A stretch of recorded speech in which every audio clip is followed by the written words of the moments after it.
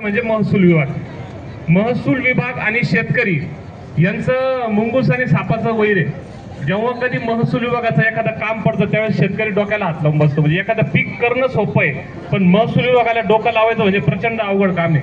पण हे काम खऱ्या अर्थाने अशा शिबिरातून सोपं होईल अशी मी तरी अपेक्षा व्यक्त करतो. आणि हे शिबिर आहे ना, खरोखर शेतकऱ्यांना उपयुक्त ठरलं पाहिजे, या पद्धतीने राबवलं गेलं पाहिजे. आज शेतपानंद रस्त्यांचा विषय असेल, सध्या ज्वलंत आहे. सरकारने बऱ्याच घोषणा केल्या की शेतपानंद रस्ता 7 दिवसात मोकळा करू, 4 दिवसात मोकळा करू, पण खरंच वस्तुस्थिती तशी आहे का, हा सुद्धा माझ्या समोर एक प्रश्न आहे. इतके गोंधळ आहे त्याच्यामध्ये. म्हणजे सरकारने जाहीर केलं की 7 दिवसात तुमचा रस्ता मोकळा होणार, पण तो कसा होणार मोकळा, याचं काहीच प्रोटोकॉल काही समजलेलं नाही, काही कशा पद्धतीने होणार हे समजलेलं नाहीये. मला असं वाटतं याच्यासाठी ना एक मार्गदर्शक सूची बनणं आवश्यक आहे. एखादा रस्ता जर कोणी खाली करत नसेल किंवा रस्ता मिळत नसेल तर त्याला काय करता आलं पाहिजे हे महत्वाचं आहे. कारण आपल्याकडे असं आहे का कायद्याचा वापर होतो, कायद्याचा वापर केला जातो, त्यामुळे दोघांना पण सवलत असते. म्हणजे समोरचा म्हणतो ही जमीन माझी आहे, मी रस्ता देणार नाही.